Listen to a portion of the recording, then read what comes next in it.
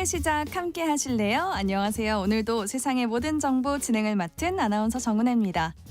충남 서천에서 30대 남성이 처음 보는 여성을 잔혹하게 살해한 묻지마 살인 사건이 발생했습니다. 피의자는 경찰 조사 과정에서 금융사기를 당해 스트레스를 받아서 범행을 저질렀다 이렇게 진술했다고 하는데요. 최근 여성을 타깃으로 한 이상동기 범죄와 여성 혐오 범죄가 잇따르고 있다는 점에서 근본적인 대책이 필요하다는 목소리가 나옵니다. 이 문제 어떻게 봐야 하는지 잠시 뒤 사건 노트 코너에서 자세한 이야기 나눠보겠습니다. 불황의 여파로 고용의 질이 점점 더 나빠지고 있습니다. 단시간 근로자가 250만 명을 넘어서면서 역대 최대치를 기록했다고 하는데요. 오늘 라디오 생존백서에서는 단시간 근로자가 알아야 할 노동법 짚어볼 예정이니까요. 궁금한 분들 계속 함께해 주세요. 저희 방송은 KBS 1라디오 유튜브 채널을 통해서도 실시간으로 시청 참여하실 수 있습니다. 많은 관심 부탁드리면서 KBS 세상의 모든 정보 지금 시작합니다.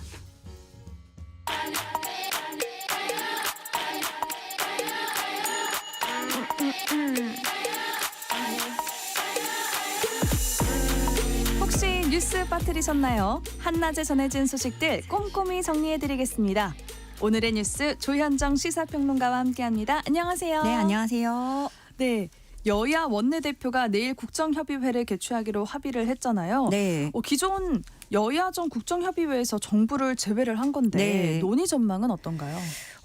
이것도 좀 쉽지는 않아 보입니다. 일단은 내일 모여서 하자 이렇게 됐는데 최상목 대행을 빼겠다는 거죠. 왜냐하면 네. 마은혁 후보자 임명을 계속하지 않고 있는 건 헌법재판소 결정을 수용하지 않고 이것은 헌법을 무시하는 것이기 때문에 협상 테이블에서 우리와 마주하고 대화 상대로 인정할 수 없다라는 게 민주당의 논리인 거고요. 네. 그렇다고 이대로 무산시킬 수는 없으니까 우원식 국회의장 주재로 회동을 갖고 국민의힘 민주당 이렇게 양측 원내대표가 모여서 협의회 하기로 합의를 했습니다. 내일 오후 4시에 개최를 하고요. 또 오는 13일, 20일, 27일 이렇게 국회 본회의를 여는 데에도 합의를 했는데 협의회에서 다룰 것들이 다 좀 굵직한 내용들이에요. 국민연금 모수개혁 비롯해서 추가 경정 예산 편성, 또 반도체 특별법 이런 것들을 논의할 예정이고 또 비교섭 단체 포함한 국회 연금개혁 특위를 구성하기로도 합의했습니다. 그렇군요. 최상목 대통령 권한대행은 낡은 상속세를 개편할 때가 됐다면서 조만간 유산 취득세 도입 방안을 발표하겠다는 입장을 밝혔어요. 네, 어제 납세자의 날이었습니다. 여기 네. 기념식에 최상목 대행이 참석해서 이제는 낡은 상속세를 개편할 때다 상속세 공제를 합리화하고 유산 취득세로의 개편 방안을 이달 중에 3월 중에 발표할 거라고 밝혔어요. 상속세에 대해서 최 대행이 어떤 그런 시각을 밝혔냐면 상속세는 고액 자산가에게 부과되는 세금이었는데 그렇지만 경제 성장과 자산 가격이 올랐음에도 불구하고 개편이 지체돼서 중산층에게도 큰 부담이 되고 있다. 그러니까 지금 시대의 이 물가에 맞지 않는다라는 부분을 지적을 한 거고요. 그래서 최 대행은 앞으로 법 개정을 위한 공론화 절차를 진행할 것이라고도 설명했습니다. 네. 산적한 과제가 많은데요. 3월 임시국회가 벌써부터 빈손 국회가 될 수 있다라는 우려가 나오고 있어요. 예, 임시국회 개최하기로 합의를 했는데 여야 간의 국회 의사 일정 디테일한 것들은 전혀 조율되지 못하고 있는 실정이에요. 네. 각종 의제를 둘러싼 이견 좀처럼 좁혀지지 않고 있는 게 제일 큰 문제인데 예를 들어서 연금 개혁 같은 경우에 얼마 올릴지 얼마 올려서 낼지 이거는 합의를 했는데 국민들이 얼마를 받게 될지 그리고 자동조정 장치를 도입하자 말자 이거에서 접점을 찾지 못하고 있고 또 연금 특위도 이걸 민주당은 먼저 연금특위에서 논의를 하자고 하지만 국민의힘은 이거 다 포괄적으로 가서 가져가야 된다라는 거고 상법 개정안 같은 것도 민주당은 강행 처리 예고하고 있고 국민의힘은 이거는 기업 경영을 위축시킬 수 있고 소송이 남발될 수 있다. 그러니까 기업의 편에 조금 더 들면서 반대하고 있습니다. 네. 반도체 특별법도 마찬가지예요. 주 52시간제 예외 적용을 두고 굉장히 첨예하게 다른 입장을 내고 있는데 이런 쟁점에 대한 이견도 있지만 사실은 어떤 정치적 시계도 무시할 수 없는 거죠. 윤 대통령 탄핵 심판 그렇죠. 선고가 조만간 이제 일정 나올 텐데 그것도 여야의 걸림돌이고 또 탄핵 심판 선고가 이제 조기 대선으로 이어질 거 아니에요. 어떻게 될 네. 것인지 뭐 인용이나 기각이나 알 수는 없지만 어떤 전국 상황에 커다란 변수로 작용을 할 것이고 그런 가운데 민주당은 또 명태균 특검법, 최혜병 특검법 추진을 하고 있는데 여당이 이건 또 필사적으로 막으려고 하는 그렇죠. 그런 네. 상황입니다. 그래서 국민의힘 입장에서는 어떤 지금 사실 건건이 야당의 주도권을 내어주고 있는 그런 것도 있어서 주도권 싸움 때문에라도 이런 국회 일정 둘러싸고 공방을 거듭할 것으로 예상이 됩니다. 예. 또 트럼프발 관세 전쟁이 한층 더 격화가 되고 있는 분위기입니다. 네. 캐나다와 멕시코가 미국의 관세 부과에 보복 관세로 맞서겠다라고 밝혔는데 이 트럼프 대통령은 여기에 또 상호 관세 카드를 꺼내 들었다고요? 네. 관세 부과하니까 보복하겠다. 그러면 우리 또 보복하겠다. 이렇게 네. 나오는 상황이에요. 일단 캐나다는 즉각적으로 그 25% 관세 우리도 부과한다. 이렇게 나왔어요. 30조 원 상당의 미국산 제품에 25% 관세 즉각적으로 부과하고 그리고 미국이 계속 이렇게 한다면 21일 후에 추가로 125조 원 상당의 미국산 제품에 관세를 또 시행하겠다. 이렇게 예고를 했어요. 지금 캐나다 분위기가 굉장히 안 좋겠네요. 험악합니다. 네. 예. 일단 그래도 미국하고 친했는데 우리가 뒤통수 맞았다라는 그러게요. 국민 정서가 있고 어느 정도냐면 뭐 아메리카노 커피를 아메리카노라고 부르지 말고 캐나디아노 이렇게 부르는 그 운동까지 정도까지요? 네, 와. 확산할 정도로 국민들의 이 반미 정서가 심각해지고 있고 멕시코는 아직 구체적인 건 내놓지 않았지만 오는 9일에 대통령이 직접 뭐 추가 조치를 발표한다고 했어요. 그리고 중국은 오는 10일부터 닭고기, 밀수수, 대두 등 이런 미국산 농축산물에 10에서 15% 추가 관세 적용하겠다고 밝혔고 네. 그리고 미국 기업 15개 업체를 콕 집어서 여기에는 제재를 가하겠다. 수출 통제하겠다. 이렇게 밝혔어요. 그랬는데 트럼프는 굴하지 않고 오히려 너네가 그렇게 보복하는 만큼 그러면 거기에 비례해서 상호 관세가 더 증가할 것이다. 이렇게 경고하고 있는 상황입니다. 와, 근데 트럼프 대통령이 촉발한 이 관세 전쟁이 미국 증시에 악재로 작용하고 있잖아요. 네, 최근 들어서 이미 그 트럼프의 정책이 너무 이제 불확실하다 보니까 그 코인 시장이나 미국 주식 시장 다 좋지 않았는데 네. 어제도 뉴욕 증권거래소 다우지수, S&P 500, 나스닥 일제히 하락했습니다. 이게 관세를 매기면은 미국에서도 물건을 살 때 비싸지는 거잖아요. 그러면 수입 물품을 줄일 것이고 물량이 줄어든다는 건 인플레이션을 유발할 수 있고 물가가 오르는 거니까 이 미국 그 자국에도 지금 상당한 혼란을 주고 있는데요. 그러게요. 예, 이번에 또 트럼프가 오늘 방금 전에 들어오고 있는 소식들인데 우리나라를 찝었어요. 이번에는 어머. 한국하고의 평균 관세 이게 불공평하다라고 언급을 했습니다. 트럼프가. 인도는 우리 자동차 제품에 100% 넘는 관세를 부과하고 있고 네. 우리 제품에 대해서 중국의 평균 관세는 우리가 중국에 부과하는 것보다 2배를 매기고 있고 그런데 한국의 평균 관세는 4배 더 높다. 뭐 이런 주장을 했어요. 그러면서 우리는 한국에 아주 많은 군사적 도움을 주고 있는데 이런 일이 벌어지고 있다. 그러니까 되게 부당하다라는 것을 얘기를 하고 있는 거예요. 그런데 죄송합니다. 그 군사와 안보를 이야기하고 있잖아요. 네. 근데 우크라이나 상황을 보면 죄송해요. 제가 지금 좀 사례가 걸려가지고 네. 잠깐만. 물 드시겠어요? 이제 괜찮습니다. 네. 그 우크라이나 상황을 보면은요.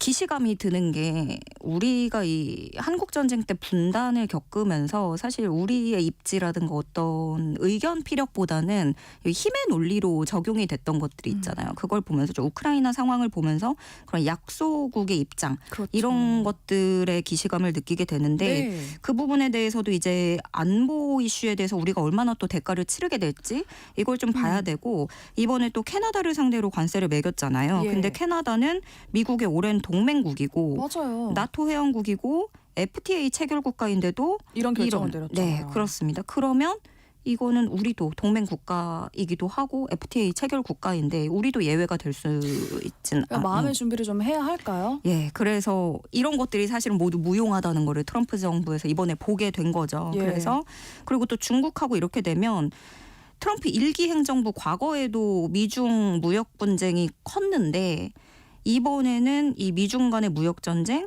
어떤 더 본격화되는 서막을 알리는 거일 수도 있고 사실은 그때보다 더 강력해질 것으로 보여집니다. 네, 그렇군요. 한낮의 교양 파트너 지금 여러분께서는 세상의 모든 정보와 함께하고 계십니다. 네, 다음 뉴스 보겠습니다. 네. 중앙선거관리위원회가 고위직들이 자녀를 특혜 채용했다는 감사원 감찰 결과에 대해서 공식 사과를 했네요. 네, 직무감찰 결과에서 드러난 비위에 대해서 국민 여러분께 다시 한번 깊이 사과드린다 얘기를 했어요. 선관위는 헌재 결정에 따라서 선관위가 행정부 소속인 감사원의 직무감찰 대상에서 제외되지만 네.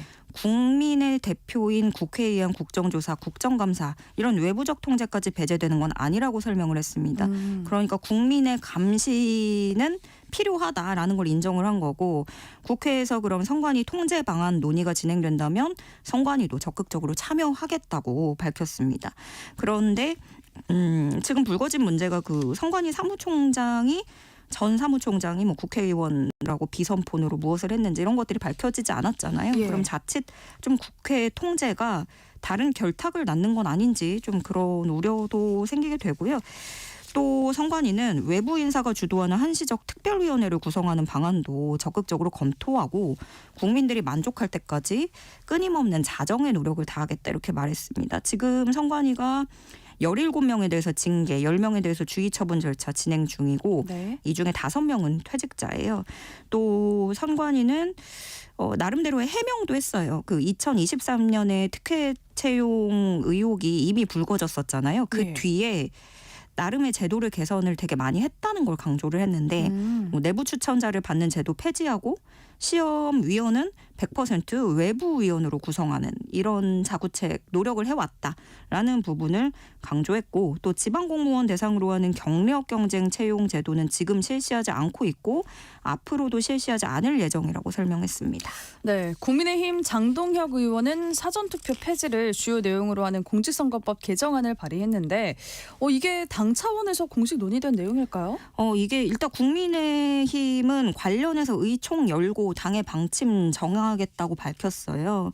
이 발의를 한 게 국민의힘 장동혁 의원인데요. 예. 발의하면서 기자회견 열고 현재의 사전투표를 소쿠리 투표에 비유를 했습니다. 소쿠리 투표요? 예, 뭐 이제 깜깜이 시기다 이런 식으로 얘기를 하는 건데 국민 불신은 더 이상 방치할 수 없는 상황이 됐기 때문에 사전투표를 없애야 된다라는 주장인 거고요. 네.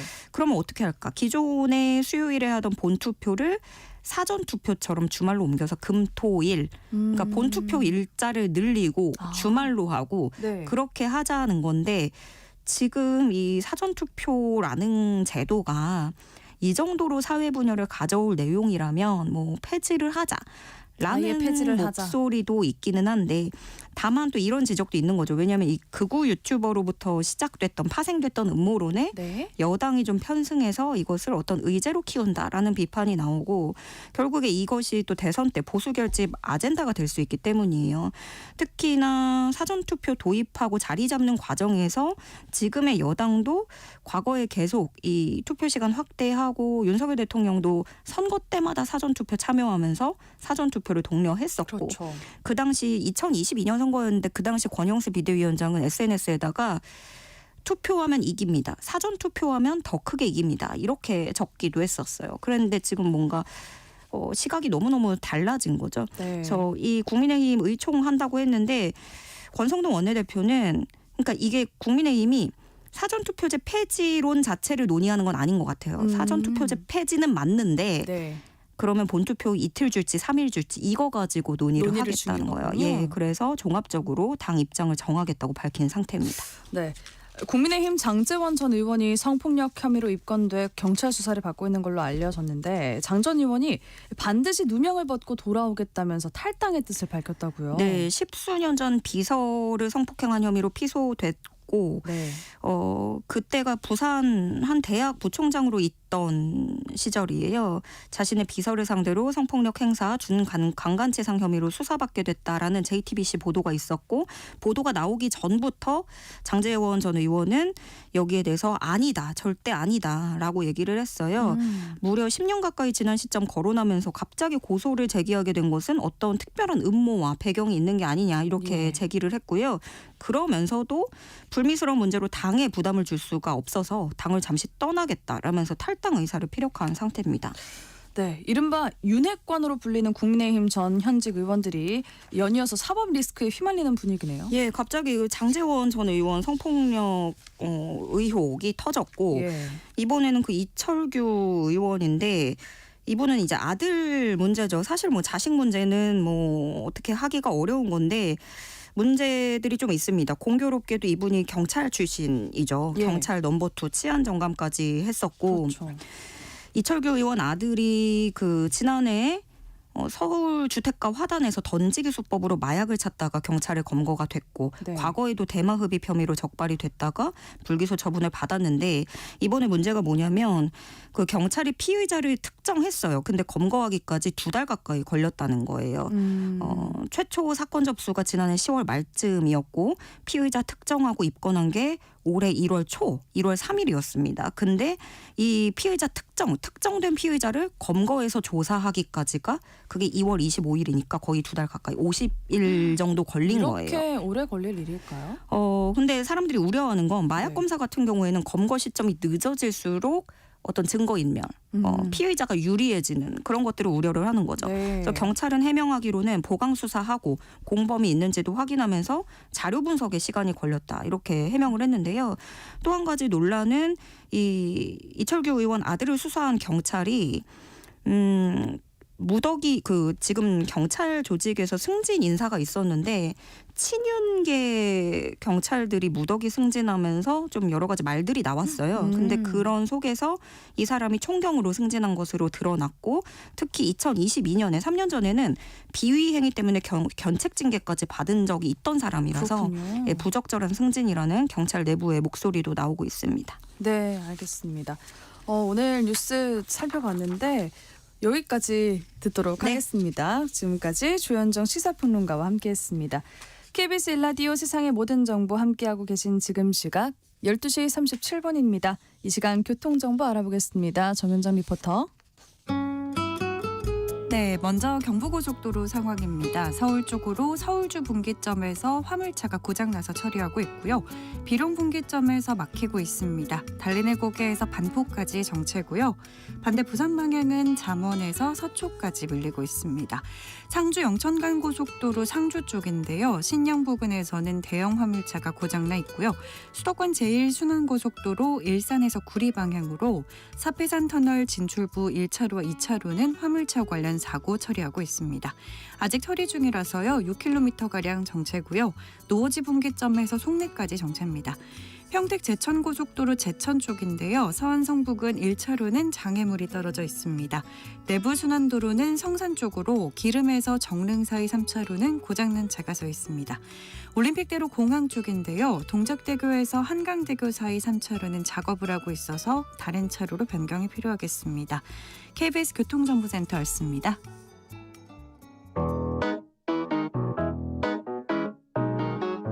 세상의 모든 정보는 청취자분들의 관심과 참여를 기다립니다.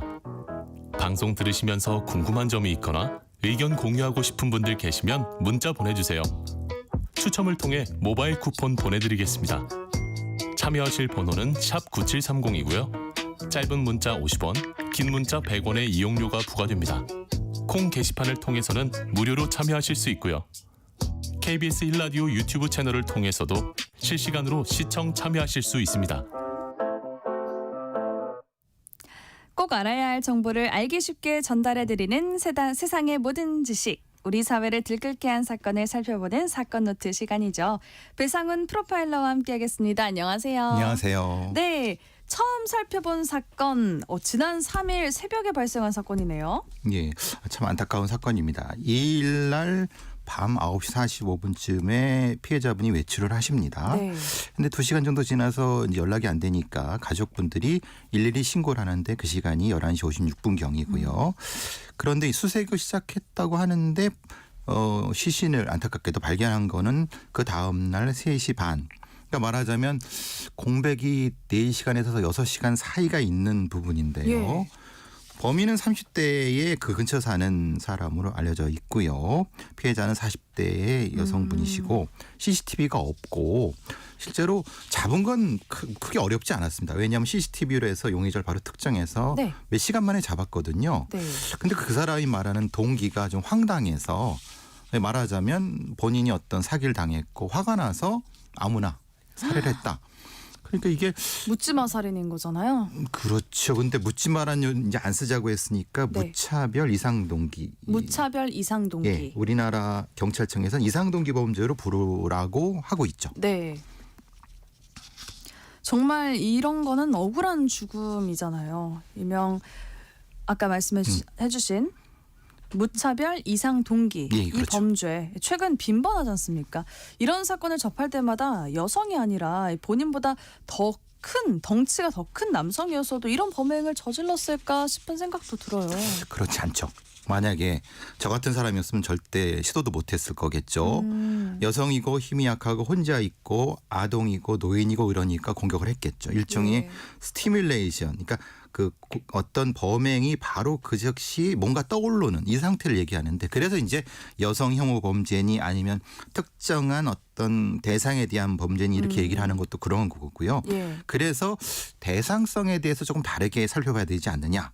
라고 생각하고 있고 사실 아시다시피 여러 여성을 대상으로 한 범죄는 많이 있습니다. 네. 박태성 범죄도 그렇고 강남역 범죄도 있고 여러 가지가 있는데 그 피해자에 대한 어떤 특정한 선택이라든가 어떤 특정 집단에 대한 어떤 특정한 동기가 혹시 원인이 아닐까라는 추정도 가능하죠. 그렇군요. 그러면 이번 사건 계획 살인이라고도 봐야 할까요? 근데 계획과 우발은 형사법적인 측면이고요. 우리가 살펴봐야 될 것은 범죄학과 행영학, 그 범죄 예방 측면에서 봐야 될 때 당연히 계획은 들어가죠. 왜냐하면 흉기를 미리 준비하고 그것을 배회했기 때문에. 근데 동기적인 측면에서는 특정한 잔혹성이 수반된다라고 추정을 하는 것이 더 맞을 겁니다.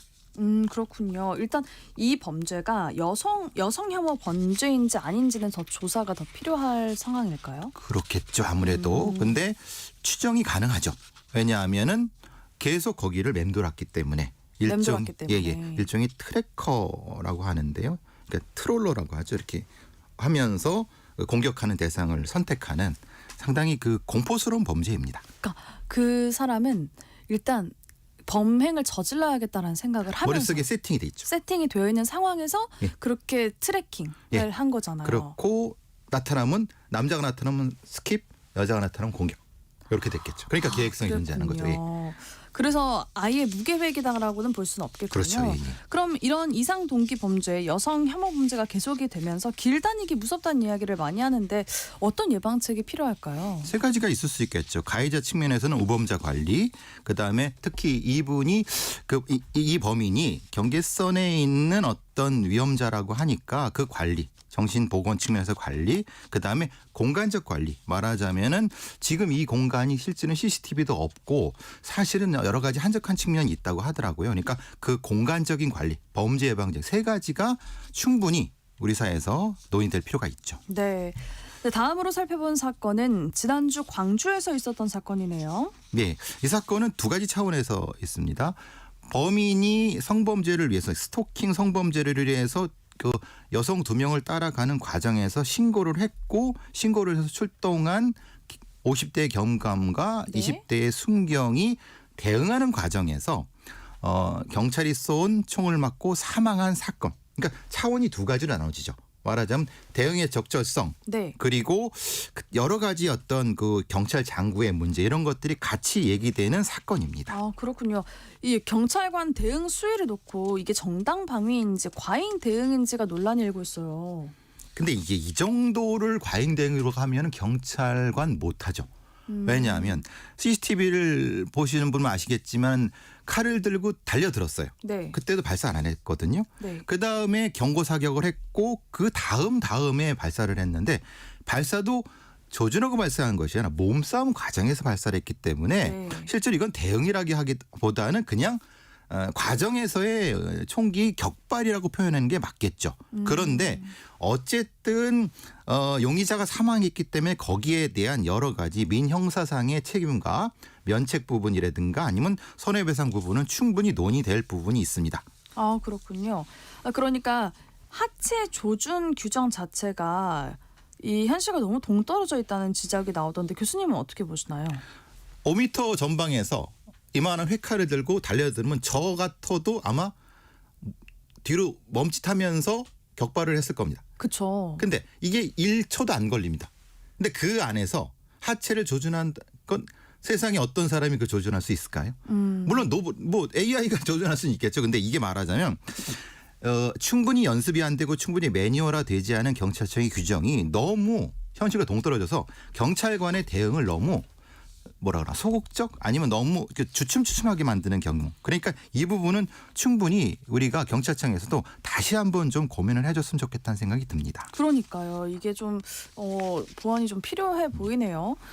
근데 이렇게 현장에 출동한 경찰관이 2명이었잖아요. 그러면 함께 있던 동료 경찰관은 제압하기가 어려운 상황이었을까요? 우리 경찰관이 2인 1조로 출동하는데 한 사람은 테이저건, 한 사람은 권총을 가지고 있습니다. 만약에 이 두 사람이 따로따로 다 갖추고 있었다 하면 옵션이 많겠죠. 네네. 그죠? 그럼 테이저건을 가지고 있는 사람이 쐈는데 이게 빗나갔어요. 네. 그러니까 옵션이 없어요. 그러니까 이쪽에 다른 대응을 하려고 했는데 나머지 총을 가진 사람은 달려드는 거예요. 그 옵션이 없는 거죠. 사실은 옵션이 독립적으로 한 가지밖에 없었던 거죠. 아. 두 가지가 있으면 2x2니까 4가지가 넘을 텐데. 그러게요. 그러니까 사실은 이거 사실 매뉴얼상에 굉장히 부실한 부분이라고 보여지는 게 맞을 것 같습니다. 아, 그래요? 그 CCTV 영상 혹시 보셨나요? 예, 충분히 맞죠. 예. 어떻던가요? 어떤 상황이던가요? 그러니까 말하자면 그러니까 이게 둘이 한 사람을 대응하는 상황이 아니었던 거예요. 한 사람이 대응하고 또 다음 대응하는 거죠. 그러니까 사실은 대응력이 2배가 아니라 그냥 1대1이었던 거죠. 1대1 후에 1대1이었던 거죠. 그러면 지금 한 분은 지금 숨졌고요. 또 그러니까 용의자 범인은 용의자는 사망을 했고요. 그렇죠. 네, 그 경찰관들은 지금 어떤 부상 정도가 어떤가요? 경감 50대는 머리에 칼을 맞고 목에 칼을 맞아갖고 근데 생명의 지장은 없는데 네, 정신적 충격은 크죠. 그렇겠죠. 왜냐하면 칼이 눈앞에서 왔다 갔다 할 정도면 글쎄요. 굉장히 오랫동안 트라우마가 있을 거라고 보여집니다. 그러니까 그 경찰관이 도망간 게 아니냐라는 오해가 또 있다고 해요. 아니 그렇지 않습니다. 왜냐하면 격발을 해야 되는데 네. 격발할 수가 없죠. 왜냐하면 그렇죠. 규정을 지켜야 되니까. 그리고 네. 나머지 한 분은 사실은 다른 대응을 위해서 이 방향을 전환했다고. 전환한 거다. 이게 맞죠. 네. 예. 처음에 테이저건을 이렇게 썼는데 이게 빗나간 거라고 하셨잖아요. 예. 근데 이런 경우가 좀 잦은지 궁금해요. 그렇다면 이 테이저건을 다시 쏘는 거는 만약에 빗나갔으니까 다시 쏘는 거는 무리였을까요? 2발을 쏠 수 있는 건 광주에 없습니다. 서울에 있습니다. 그러니까 지역마다 그래요? 장구의 차이가 있습니다. 그러니까 이게 지역이라고 좀 차별을 두는 것 같기도 한데 좀 미안한데 그리고 테이저건은 이게 연발이 안 됩니다. 연발할 수 있는 신형은 보급이 아직 안 됐습니다. 얼른 보급해야 되는 거 아닌가요? 이런 보급하시겠다고 대통령께서 말씀하셨는데 대통령이 지금 입건이 된 거죠. 그리고 이제 말하자면 테이저건은 겨울에 쓰기 어렵습니다. 왜냐하면 왜요? 이 파카 같은 거 네. 두껍기 때문에 살에 꽂혀야지 되고요. 그렇군요. 양극 플러스 마이너스가 동시에 꽂혀야지 감전이 됩니다. 하나만 꽂히면 하나만 안 되죠. 우리 전기의 원리에서. 그렇군요. 이게 굉장히 뭐라고 하나 장비가 너무 부실합니다. 그러네요. 이렇게 부실한지는 몰랐어요. 예. 근데 그거 가지고 회칼 든 사람들을 상대해야 되는 경찰관의 어려움도 좀 이해해 주시기 바랍니다. 네. 예. 그리고 이번 사건에 시민들은 물론이고요. 경찰 내부에서도 대응을 좀 강화해야 한다 이런 목소리가 커지고 있던데 어떤 대책이 시급하다 보시나요, 교수님? 작년에는 정부에서 대통령께서도 이제 저위력 권총의 보급에 대한 말씀하셨지만 그게 실패로 돌아갔습니다. 지금 다 회수가 된 상태고 네. 그다음 그럼 뭐냐? 그다음은 대안이 없는 거죠. 그러면은 면책도 안 됩니다. 지금 함부로 실탄을 쐈다가는 그 부분에 대한 책임을 경찰관이 오롯이 져야 되는 부분이거든요. 네. 저도 답답합니다. 왜냐하면 제가 아까 옵션 말씀드렸잖아요. 옵션이 4개가 있어야 되는데 지금은 독립대안 하나밖에 없었기 때문에 그렇죠. 이런 상황이 됐다는 거. 저는 사실 개인적으로 그 경감부는 저는 사실 크게 안 다친 게 저는 다행이라고 생각합니다. 그 상태에서 그렇게 하지 않았으면은 사실은 본인이 크게 다쳤을 겁니다. 네, 맞아요. 다음으로 살펴볼 사건은 범인이 40대 형제네요. 좀 황당하죠. 이게 서울 서부경찰서에서 동생 형제가 소위 말하는 마사지 업소를 오전에 쉽게 말하는 강도짓을 한 겁니다. 오전에. 예, 오전에요. 왜냐하면 오전이 실제로는 심야보다 더 위험한 시간입니다. 왜냐하면 방심하고 있기 때문에. 아, 그래서 이제 그 잡는 건 어렵지 않았습니다. 그런데 그 문제는 뭐요? 여기를 타겟팅해서 들어갔다고 하는 것 자체가 사실은 수도 서울의 치안이 사실은 위험해졌다는 의미를 되겠죠. 아, 그러네요. 그렇죠. 서부경찰서라고 하면 그 경찰청 근처에 있는데, 그러니까 물론 이제 조금 다르지만은 좀 위험한 것 같습니다. 아, 네. 그럼 이런 경우에 그 형제가 똑같은 처벌을 받게 될까요? 아무래도 이제 주범 정도에 따라 다르겠죠. 뭐 형이 주도했고 동생이 따라갔다면 차등했지만 사실은 큰 차이는 없을 것 같습니다. 예. 아, 그렇군요. 그래서 그 사건이 그 형제 중에 한 명이 그 마사지 업소에서 일하던 30대 남성 B 씨를 흉기로 위협을 했고 예, 그렇죠. 또 폭행하고 금목걸이와 휴대전화 등을 훔쳐서 그렇죠. 달아났네요. 그래서 특수강도죠. 특수강도고. 예. 그러면 그 친동생 B 씨는요? 예, 같이 한 거죠. 같이 망보고 그런 것도 같이 한 거죠. 아, 예. 그렇군요. 예. 그럼 최근 불법 촬영 범죄가 지금 곳곳에서 잇따르고 있습니다. 수자원공사 직원이 여직원을 추행을 하거나 신체를 몰래 촬영하다가 적발되기도 했어요. 좀 황당하시죠. 네. 이런 데 다니는데 이런 좋은 직장 다니면서도 이게 오히려 이런 형태의 어떤 공사 같은 데나 이런 데에서 이런 조치가 이런 범죄가 벌어졌을 때 사실은 이 내부적으로 처리하기가 참 어려운 부분이 있는 것 같습니다. 어쨌든 품위주의 위반이라든가 성폭력 특별법 처벌 위반 좀 위반을 파면도 하고 이 처벌도 이제 되는데 문제는 이 사람들이 오랫동안 이런 범죄를 저질렀다는 겁니다. 네. 그러니까 실제로는 한두 번이 그친 것이 아니라 실제로는 이전부터 있었던 것 같다. 라는 것 그리고 이 수양공사의 어떤 일종의 나쁜 문화라고 할까 이런 부분들이 좀 있는 것 같아 갖고 수양공사 측에서는 직원 교육을 강화한다고 얘기하고 있죠. 그렇군요. 그리고 이웃 여성 집에 몰래 들어가서 녹음기를 설치를 했다가 적발된 경우도 있다면서요. 이런 경우도 존재하죠. 실제로는 어떻게 그 들어갔어요? 비밀번호를 뒤에서 본 겁니다. 저 피해자분이 들어갈 때 그걸 기억해놨다가 그분이 출근하신 다음에 거기 들어가서 설치하고 그거를 일종의 성범죄를 저지른 거죠. 이게 이런 경우가 실제로는 종종 존재합니다. 비밀번호 노출. 특히는 이제 몰래카메라 설치를 통해서 그 복도에 그래서 저 비밀번호를 아는 경우도 있고요. 근데 문제는 이 범인이 계속 왔다 갔다 그 집안을 한 거를 잘 몰랐던 거예요. 아, 그러니까 그래요? 오랫동안 그 이 범죄를 당했던 거죠. 근데 문제는 같은 건물에 사는 4명이 똑같은 피해를 당한 거예요. 그 건물 전체가 다 이 범인의 일종의 범행 장소였던 겁니다.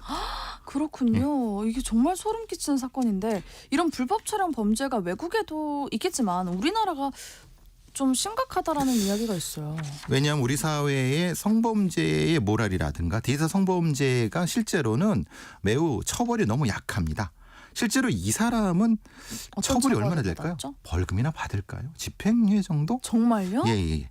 그래서 실제로는 엄격하게 처벌을 많이 해야 된다라고 하는데 네. 우리의 사법 관행상 제가 장담하건대 이 사람은 실형을 받지 않을 겁니다. 왜냐하면 사람이 다치지 않았기 때문에.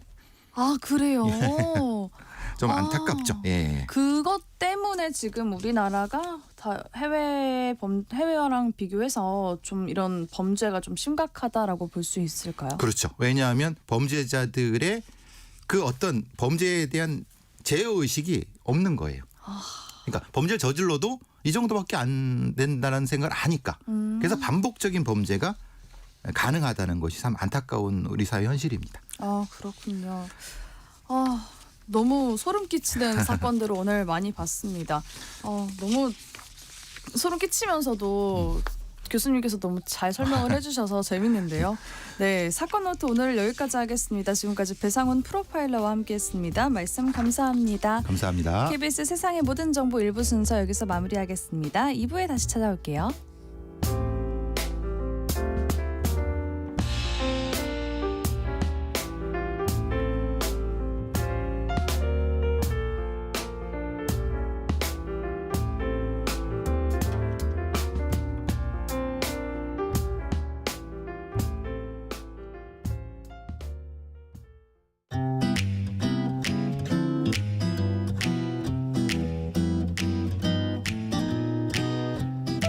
안녕하세요. 바른말 고운말입니다. 우리말 속담에 김칫국 먹고 수염 쓴다라는 말이 있는데 여기에는 두 가지 뜻이 있습니다. 시시한 일을 해놓고 큰일을 한 것처럼 으스대는 것을 비유적으로 이르는 말이기도 하고 또 하잘것없는 사람이 잘난 체하는 것을 비유적으로 이르는 말이기도 합니다. 이와 같은 뜻의 속담으로 미꾸라지국 먹고 용트림한다 같은 것도 있는데 여기서 미꾸라지국은 추어탕을 가리키는 것이죠. 이 속담에 나오는 김칫국과 미꾸라지국은 각각 고유어 김치, 미꾸라지와 고유어 국이 합해진 말입니다. 따라서 김치와 미꾸라지 밑에 사이시옷을 쓴다는 점에 유의하셔야 합니다. 이와 같은 예가 또 있는데요. 실제로 글자에 쓰여 있는 것을 보면 사이시옷이 빠져 있는 경우가 꽤 많은 것 같습니다. 그런 예로 감잣국, 만둣국, 북엇국, 시금치국 등이 있는데 여기서 국 바로 앞에 음절에 모두 받침이 없으므로 사이시옷을 붙이는 것입니다. 이와는 달리 미역국, 쑥국 같은 경우에는 받침이 있어서 사이시옷을 붙이지 않은 것이죠. 쑥국은 우리가 봄철에 깔깔한 입맛을 돋우기 위해 많이 먹는 음식인데요.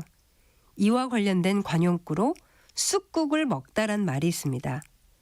이것은 어떤 일에 크게 실패하여 골탕을 먹다를 뜻하고 형은 새롭게 시작했던 사업에서조차 쑥국을 먹었다와 같이 표현할 수 있겠습니다.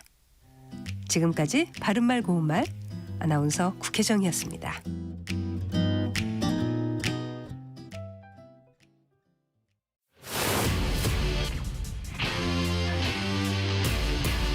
토론에 정답은 없습니다. 토론이 세상을 바꿀 수도 없습니다. 하지만 질문은 새로운 세상을 만들 수 있습니다. 질문으로 올바른 세상을 만드는 첫걸음. 평일 저녁 7시 20분 KBS 열린 토론.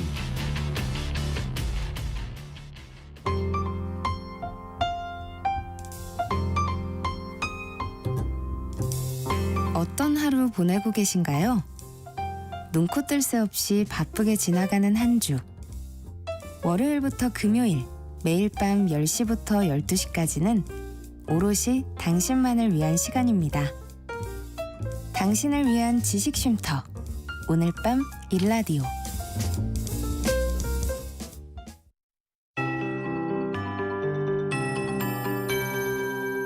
KBS 58분 날씨. 만물이 겨울잠에서 깨어난다는 절기 경칩인 오늘 하늘은 흐리지만 예년 기온을 회복하며 공기는 온화해지겠습니다. 예상 낮 최고 기온이 서울과 광주, 제주 9도, 대전, 대구, 부산 10도 등으로 어제보다 1도에서 5도 정도 높겠습니다. 아직 강원 영동에는 눈이나 비가 오는 곳이 있습니다. 앞으로 강원 영동과 제주도 산지에는 1에서 5cm, 경북 북동 산지와 경남 서부 내륙 지역에는 1cm 안팎의 눈이 더 내리겠고요. 충청도와 그 밖에 남부지방도 곳에 따라 오늘 5mm 안팎의 비가 조금 오는 곳이 있겠습니다. 대부분 밤에 그치겠지만 제주도는 내일 오전까지 이어질 전망이고요. 그 밖에 전국은 내일부터는 하늘이 맑아지겠습니다. 한편 강원 산지는 오늘 안개가 매우 짙게 끼겠고 동해안과 남해안, 제주도 해안은 모레까지 너울성 파도가 높게 일겠습니다. 내일은 아침에 서울과 전주, 영도, 2도, 세종 영하 3도 등으로 오늘보다 조금 낮겠는데요. 낮 기온은 오늘과 비슷하거나 조금 오르면서 일교차가 10도 이상 크게 벌어지겠습니다. 내일부터 당분간 전국이 대체로 맑겠고요. 다음 주에는 기온이 더 올라서 예년보다 포근한 봄 날씨가 나타날 전망입니다. 현재 서울의 기온은 6.1도입니다. 송소진입니다.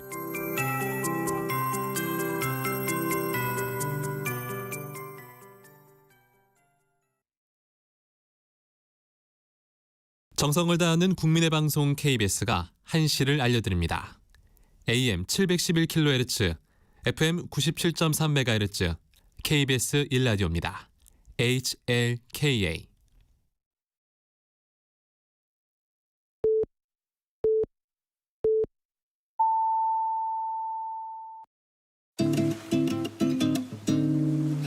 나른한 오후를 책임질 영양 만점 지식 비타민. 세상의 모든 정보.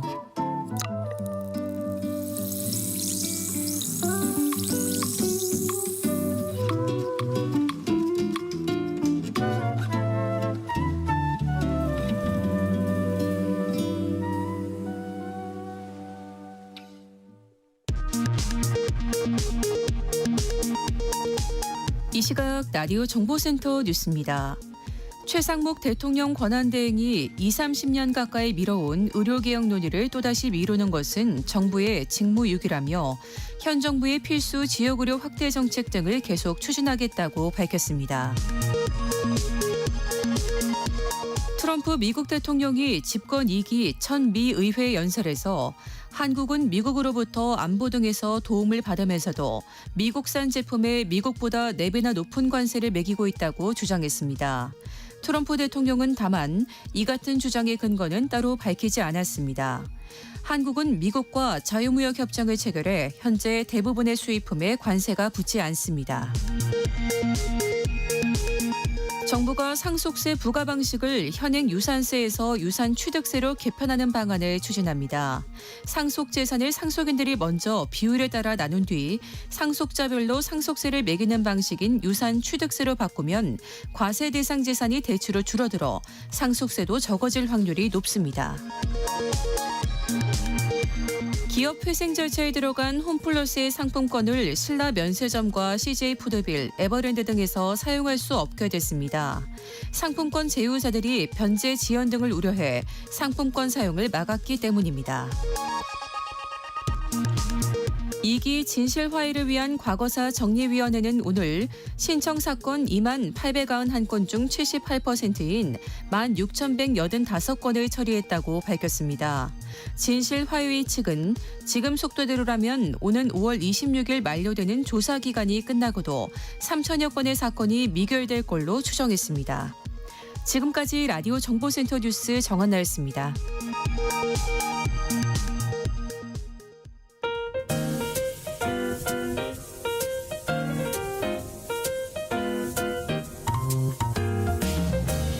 정신없이 바쁜 하루, 지금 우리 주변에서 벌어지고 있는 사건, 사고, 소식들 한숨 돌리며 살펴보시죠. 하프타임 뉴스 임선우 뉴스캐스터와 함께합니다. 안녕하세요. 안녕하세요. 네, 3월 폭설에 전국 곳곳에서 피해가 잇따랐다고요. 네, 일부 학교는 개학일까지 미루기도 하고 비닐하우스와 축사가 무너지는가 하면 정전이 발생한 곳도 많았습니다. 네. 특히 새학기를 기다려왔을 아이들의 실망감이 컸을 것 같은데요. 전국 35개 학교가 개학을 연기하거나 등교 시간을 조정했고 특히 어제도 많은 눈이 내린 강원도에서만 15개 학교가 교문을 굳게 걸어 잠갔다고 하네요. 경북도에서는 포항과 울릉도를 오가는 여객선이 끊기는가 하면 도로 곳곳이 통제되기도 했고요. 영주와 문경, 봉화, 울진 4개 시군 11개 마을 745가구에 한때 정전이 발생하기도 했습니다. 또 이번 폭설로 강원과 경북에서만 비닐하우스 13개 동, 축사 4개 동이 피해를 보기도 했고요. 충북 충주에서는 제설 작업을 하던 15톤 덤프트럭이 미끄러져 전복되는 사고도 있었습니다. 그런가 하면 춘천에선 고속도로 하이패스 철제 구조물이 철제 구조물이 쌓인 눈을 이기지 못하고 내려앉기도 했는데요. 천만다행으로 인명피해나 차량 파손은 없었지만 사고 수습으로 퇴근 시간대 교통 혼잡이 빚어지기도 했습니다. 그렇군요. 오늘 날씨는 어떨까요? 네, 오늘은 만물이 겨울잠에서 깨어난다는 경칩이죠. 네. 찬바람의 힘도 차츰 빠지겠는데요. 서울의 아침 기온도 2.4도로 어제보다 조금 높았고 낮 기온도 9도 안팎으로 올라 어제보다 따뜻하겠습니다. 또 내일부터는 아침 0도, 낮 기온 10도 안팎으로 예년 수준을 보이겠는데요. 한편 강원 영동 지역에는 여전히 대설주의보가 발효 중입니다. 온통 설국이 되어 있는 가운데 나무 위로도 눈이 무겁게 쌓여 있고요. 눈이 계속되면서 도로는 빙판길이 돼 있습니다. 앞으로 강원 산지에는 5에서 15cm, 강원 중북부 동해안 지역에 3에서 8cm 안팎의 눈이 더 내리겠고요. 충남과 호남, 부산과 울산에는 비가 내리겠습니다. 네. 옆나라 일본도 갑작스러운 눈 때문에 비상이라고요. 네, 좀처럼 눈을 보기 어렵던 도쿄 도심부에도 쉴 새 없이 쏟아졌다고 하는데요. 도쿄를 비롯한 수도권 일대 한파와 폭설이 들이닥쳤습니다. 전날만 하더라도 기온은 22도, 완연한 봄 날씨였는데 네. 불과 하루 사이 20도 넘게 떨어진 1.8도를 기록했다고 하는데요.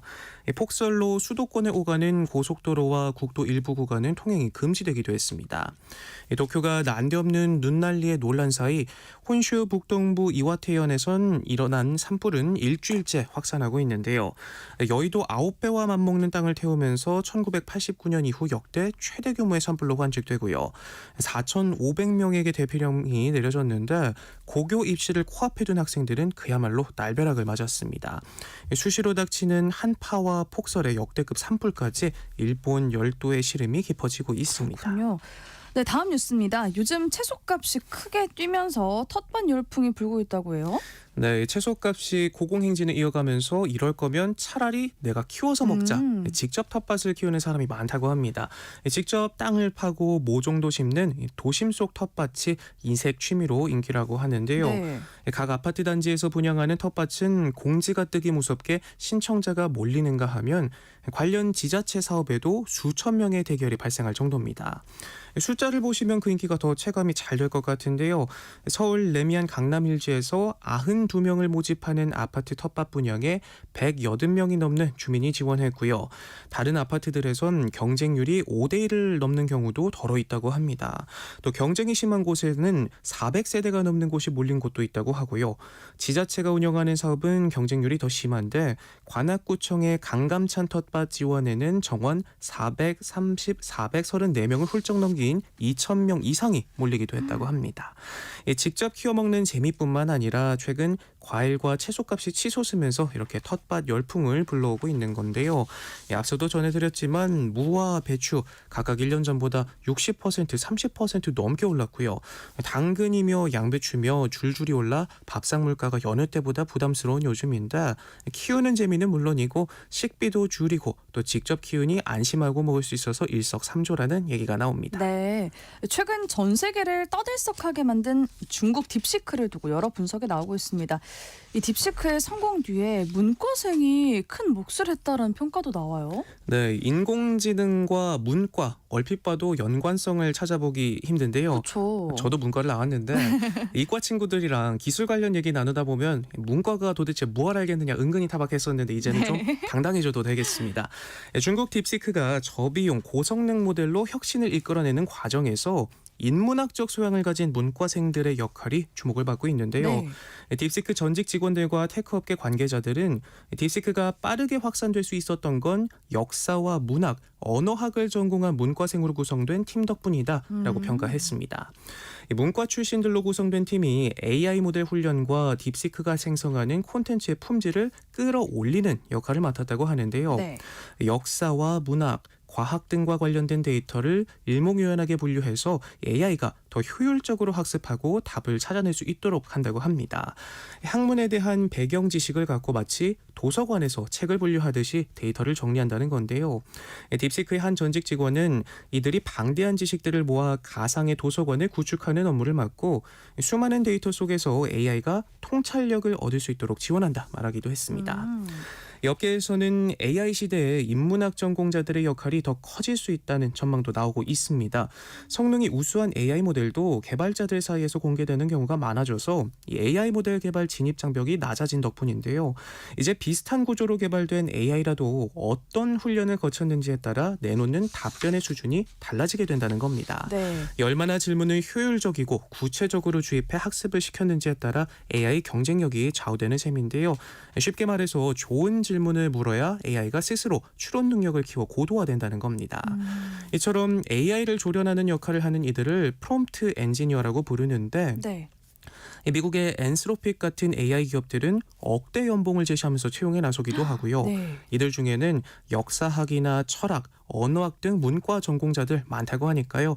문과생들 더 이상 문송해하지 말고 이렇게 달라진 시대 흐름에서 새 역할을 찾을 수 있다는 거 알아두시면 좋을 것 같습니다. 네, 좋습니다.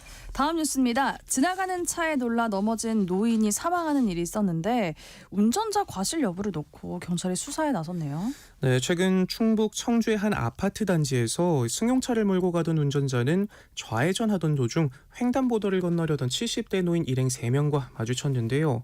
인도 쪽에 서 있던 일행은 차량과 직접적으로 부딪히진 않았지만 네. 갑작스레 나타난 차량에 놀라 모두 뒤로 넘어졌습니다. 이 사고로 노인 1명이 일행 2명에 깔리면서 머리를 심하게 다쳐 병원으로 옮겨졌지만 치료를 받던 중 숨졌는데요. 이에 경찰은 운전자를 상대로 과실 여부를 가려내기 위한 수사에 나섰습니다. 주변 CCTV 영상 등을 분석해 보니까 운전자가 당시 서행 중이었던 사실을 확인했지만 네. 횡단보도에 진입하기 전 일시정지하지 않은 모습을 포착했는데요.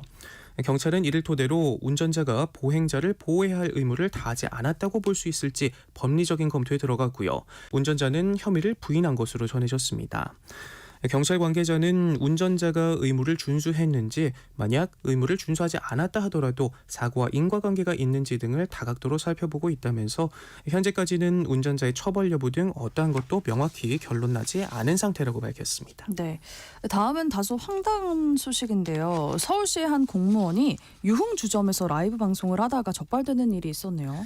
참 눈살 찌푸러지는 소식이죠. 예. 최근 서울의 한 구청 소속 9급 공무원 20대 남성이 유흥주점에서 실시간 라이브 방송을 했는데요. 당시 유흥주점 도우미에게 자신의 직업을 맞춰보라 하질 않나 스스로 공무원이라며 신분을 드러내기도 했습니다. 더 논란이 된 사실은 이 방송에서 공무원 복지 포인트로 유흥비를 마련했다고 밝힌 점인데요. 어머. 공무원 복지 포인트로 문화상품권을 구입한 뒤 되팔아서 현금화시키는 방법으로 180만 원을 받아다 했습니다. 또 방송을 보던 여성 시청자를 향해서 함께 술을 마시자며 유흥주점으로 유인하는 말을 하기도 하고 여성 시청자가 반응을 보이지 않자 욕설을 퍼붓기까지 했다고 하는데요. 논란이 커지자 잘못을 인정하면서도 복지 포인트를 사용한 것에 대해선 편법이 아니다라는 입장이고요. 소속 구청은 관련 민원을 접수한 뒤 감사에 착수한 상태입니다. 이 사건을 계기로 공무원 사회 적자는 파문이 일고 있는 가운데 이런 일탈을 몇 가지 논쟁점을 남기고 있습니다. 먼저 공무원은 유튜브 채널을 운영하면 안 되느냐 갑론을박이 많은데요. 공무원 유튜버로는 충주맨으로 유명한 충주시 김선태 주무관이 있죠. 네. 차이라면 운영 중인 채널이 누구의 소유냐는 것인데 여기서 겸직 문제가 생깁니다. 이번 사건의 주인공이 만약 유튜브를 통해서 수익을 얻는 데 사전 허가를 받지 않았다면 현행법상 공무원의 겸직 금지 조항이 위배되고요. 또 복지 포인트를 현금화했다 자랑한 대목은 그야말로 자폭에 가깝습니다. 그러니까요.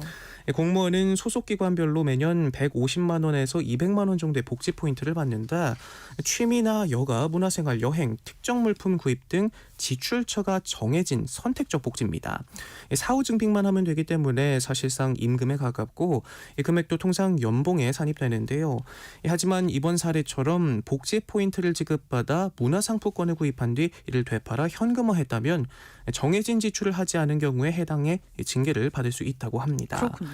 이외에도 지방공무원법이 규정한 성실, 품위유지 의무를 위반한 혐의로도 처벌이 불가피하기 때문에 사실상 방송에서 막말과 욕설을 한 자체만으로도 징계 대상이 되고요.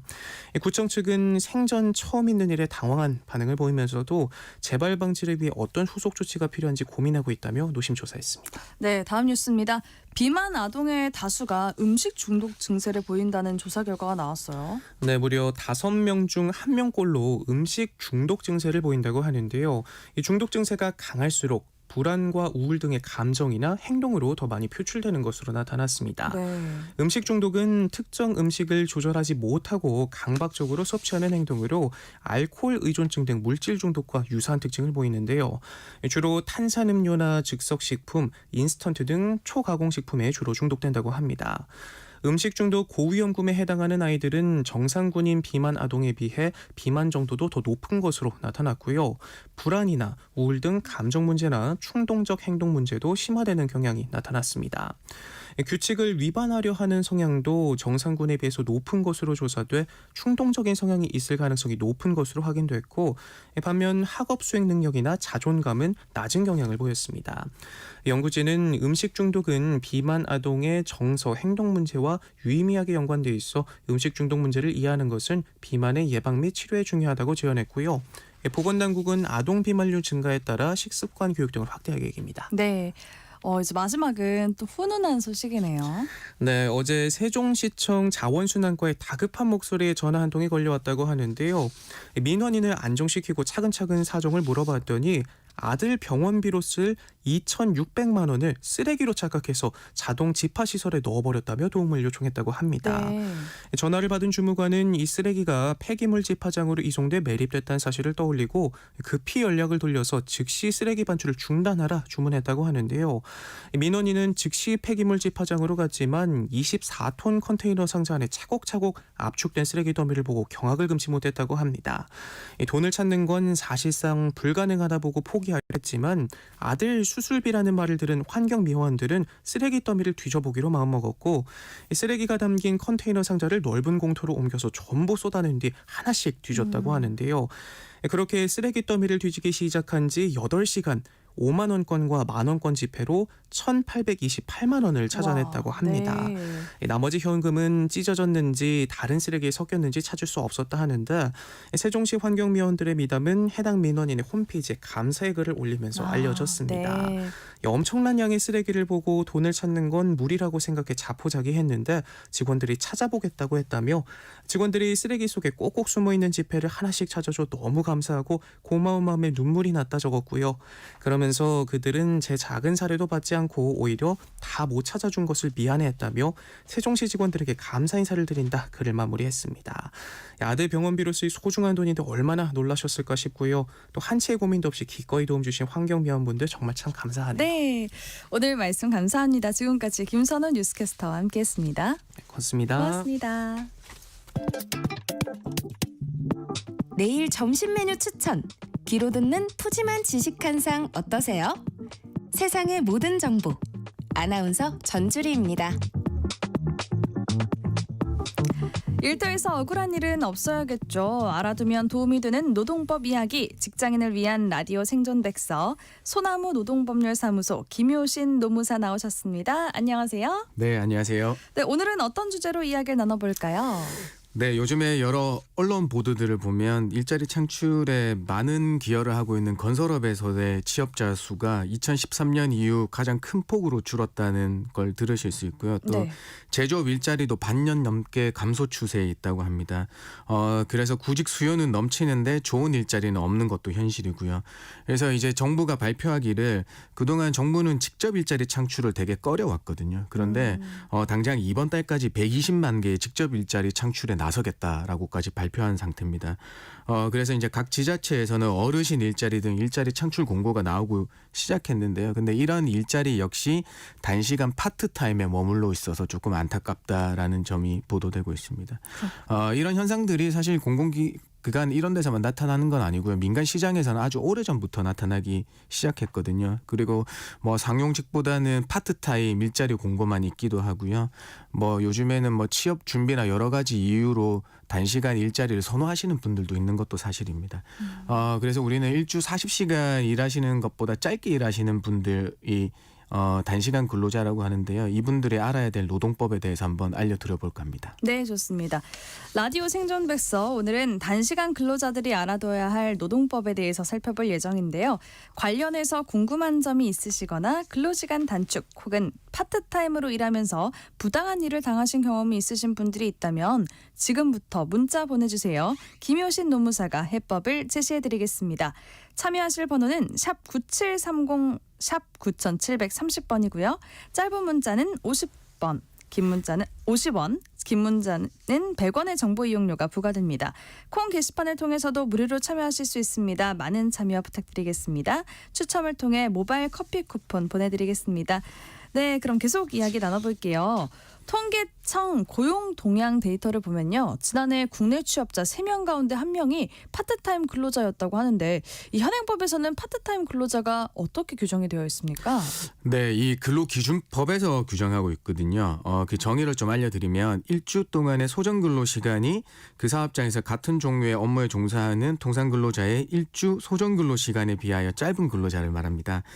쉽게 말씀드리면 법정 근로 시간이 주 40시간이죠. 이보다 적게 일하는 사람들을 법에서는 단시간 근로자라고 하고요. 네. 근데 우리 실무 현장에서 나가면 이제 파트타임 혹은 알바라는 경향이 이제 크다고 보시면 되겠습니다. 추가적으로 말씀드리면 이 통계청 조사를 아까 말씀했는데 이 통계청 조사에서는 단시간 근로자를 일주 36시간 미만 근로자로 보고 그 조사를 집계했고요.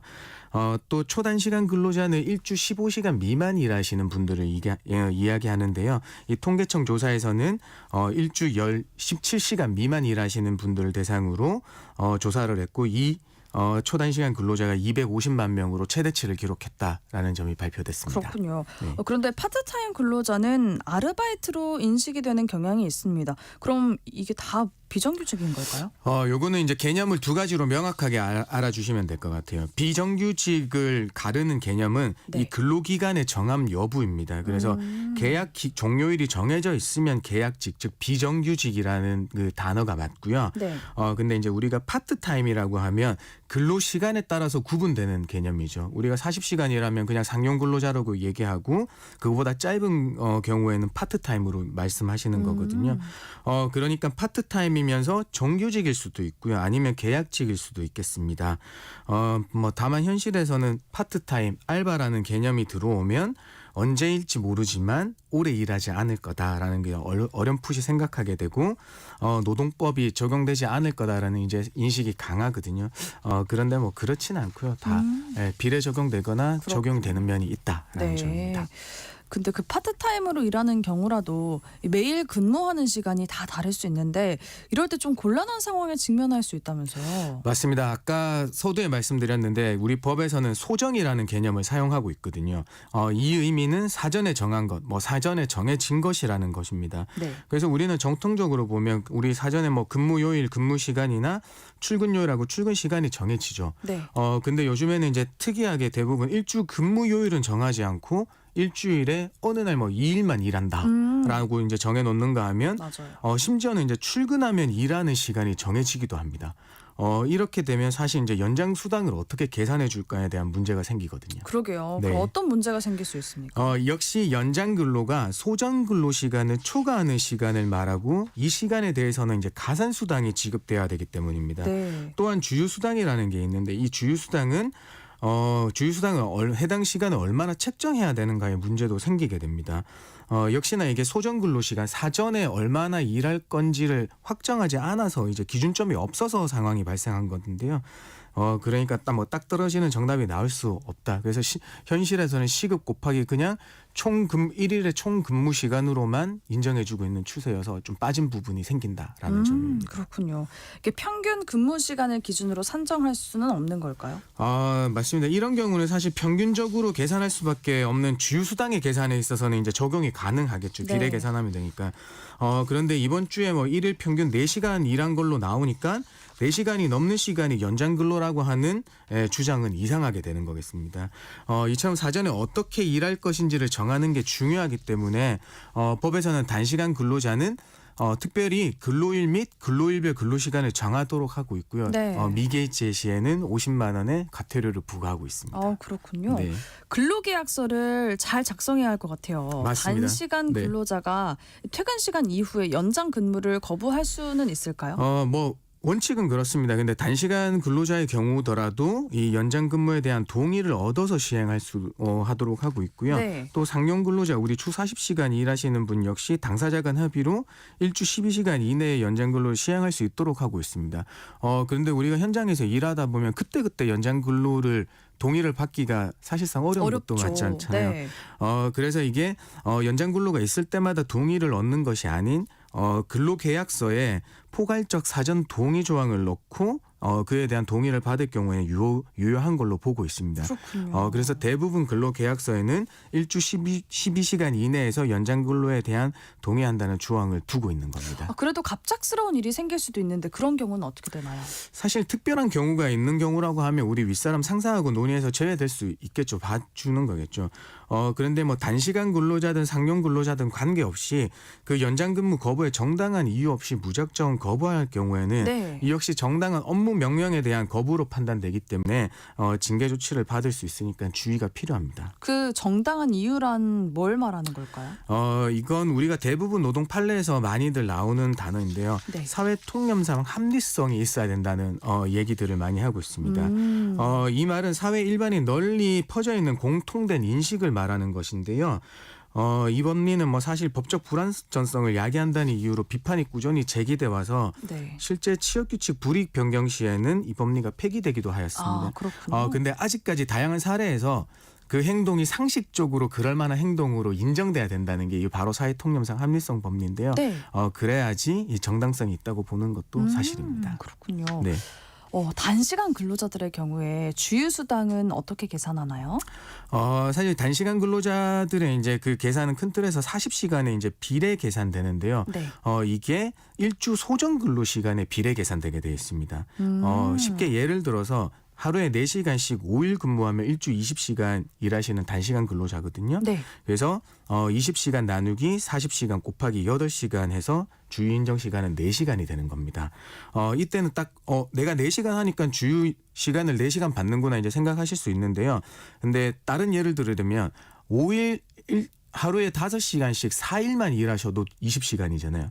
근데 이때는 계산을 하면 일일 주휴 인정 시간이 4시간만 나오는 거거든요. 하루 일하는 5시간이 아니고요. 그래서 비례 계산되는 거구나라고 아실 수 있어요. 네. 네. 주 15시간 미만으로 근로계약서를 작성을 했어요. 근데 근무 시간이 초과가 될 때도 있잖아요. 네. 연장 근무를 한다거나 아니면 휴일에 근무를 하는 경우를 꼽을 수가 있을 텐데 이런 경우에는 주휴수당 받을 수 있을까요? 사실 이거는 이제 소정 근로 시간이 가장 중요합니다. 그래서 소정 근로 시간이 15시간 미만으로 정했다고 하면 이러한 돌발적인 연장 근무나 휴일 근무로 인해서 특정 주에만 15시간이 넘더라도 주휴수당은 발생하지 않습니다. 주휴수당의 발생의 첫 번째 요건이 소정 근로 시간이 일주 15시간 이상일 것이거든요. 네. 그래서 이게 돌발적인 걸로 이제 넘다고 하더라도 소정 근로 시간은 그대로기 때문에 발생하지 않는다. 근데 이런 경우들이 있어요. 계약서에만 일주 15시간 미만으로 해놓고 그냥 상시적으로 15시간을 넘겨서 계속 일하고 있는 거예요. 그럴 수 있잖아요. 네, 이럴 경우에는 주휴수당이 지급돼야 된다는 게 노동부의 입장이 되겠습니다. 그렇군요. 네. 그러면 근로 시간을 미리 정해놓지 않은 경우에는 어떻게 계산하나요? 사실 이게 가장 애매모호해요. 네. 이게 뭐 사용자가 일방적으로 애매모호함을 발생시키지 않았다라고 하면 이제 두 당사자 간의 합의로 그냥 이렇게 만드신 것도 있으잖아요. 네. 그래서 이럴 때에는 이제 제가 말씀드린 비례 계산을 통해서 일주 15시간을 넘는 때면 주휴수당을 지급하는 게 맞다고 봅니다. 이거는 제 개인적인 의견인데요. 이게 법으로 그냥 물리 그대로 해석한다면 소정 근로 시간이 15시간 미만이고 정해진 게 없는데 네. 지급하지 않아도 된다는 입장이 있을 수도 있습니다. 그러네요. 네, 그런데 사실 이런 형태의 근로 형태에서는 정답은 없다고 보거든요. 가장 합리적인 걸 찾아야 된다고 생각하고 있습니다. 네. 그 풀타임으로 일을 하다가 근무 시간이 단축되는 경우라면요. 급여가 어떻게 감액되는지 좀 헷갈릴 수 있을 것 같거든요. 네. 요즘은 육아기 근로시간 단축제도 이걸 쓰는 분들도 많아서 급여 계산법을 좀 짚어주시면 좋을 것 같아요. 네, 먼저 육아기 근로시간 단축의 대상 자녀 연령이 지난달 23일부터 상향됐습니다. 오, 초등학교 네. 6학년 또는 만 12세 이하 자녀가 있는 분들의 경우에는 단축 후 근로시간이 최대 35시간 이하로 근무하실 수 있게 되는 겁니다. 근데 이 줄어든 시간만큼 급여가 비례해서 감액되는 거거든요. 네. 근데 감액되는 게 이 우리가 말하는 통상임금에 해당되는 겁니다. 그래서 만약에 통상임금이 이제 300만 원이 이제 풀타임 때 300만 원을 받으셨다고 하면 일주일에 10시간 단축해서 주 30시간 근무로 전환됐다고 하면 전환된 비율이 25% 줄어든 거죠. 네. 그래서 300만 원에 25% 하면 75만 원이 줄어들어서 225만 원이 내 세전 월급여가 된다라고 계산하시면 됩니다. 그렇군요. 근데 지금 말씀하신 것보다 급여가 더 줄어드는 경우도 있다면서요? 맞습니다. 우리는 이제 급여 계산의 편의성을 위해서 우리가 1일 8시간이 넘는 고정 연장 근무를 하시는 분들의 고정 연장 수당이 월급에 포함되어 있는 경우가 네. 있어요. 그러면 근로시간이 단축되면서 이 고정 연장 근무도 안 하시게 되는 거죠. 그러면 이 고정 연장 수당은 급여에서 전액 감액할 수 있다. 그리고 나머지는 비례 계산된다라는 겁니다. 그렇군요. 네.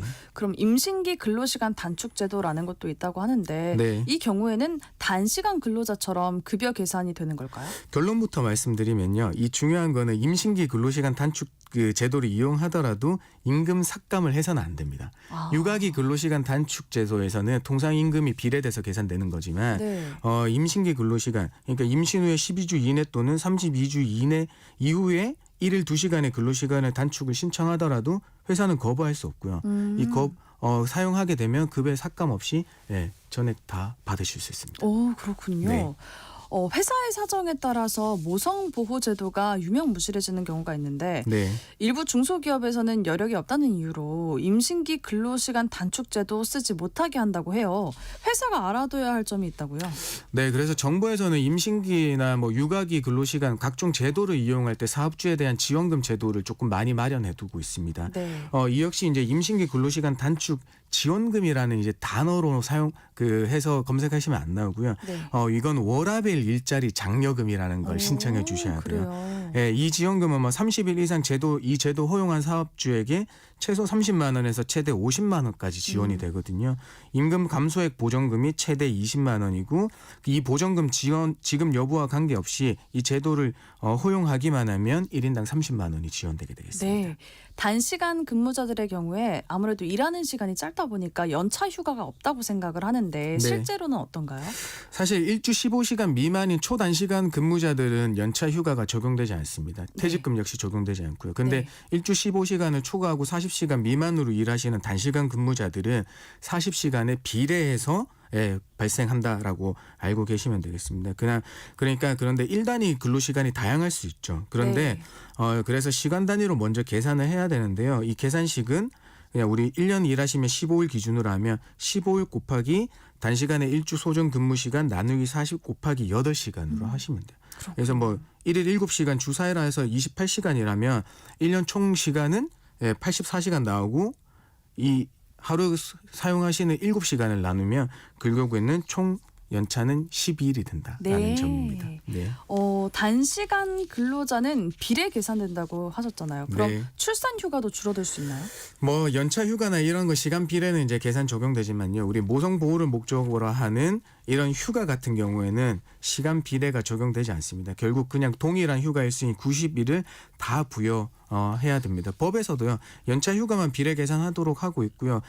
출산 휴가, 유사단 휴가, 우리 여성들 생리 휴가 같은 거는 그대로 적용해 주도록 하고 있습니다. 네, 그렇군요. 직장인을 위한 라디오 생존 백서, 오늘은 단시간 근로자들이 겪을 수 있는 노동 관련 문제들 하나씩 살펴봤습니다.